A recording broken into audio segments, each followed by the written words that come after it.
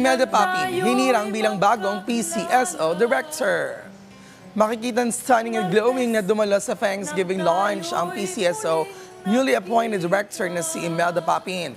Dito, sinabi ng singer politician na malaki ang pasasalamat niya sa mga sumusuporta sa kanya at sa tiwalang ipinagkaloob ni Pangulong Ferdinand Bongbong Marcos Jr. Gagawin po namin lahat ang makakaya namin para maging masaya ang bansang Pilipinas at para matulungan natin ang mga kababayan natin na mga talagang kailangan ng tulong, lalo na sa medical assistance. At patuloy po natin yung kagandahang loob ng ating presidente na ang kanyang we will promote his good name kasi maganda po ang puso niya.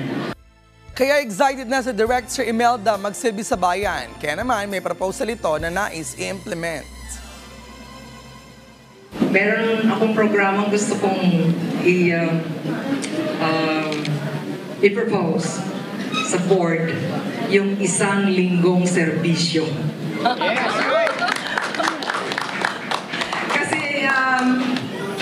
Kasi hanggang Lunes hanggang Biyernes lang tayo, di ba?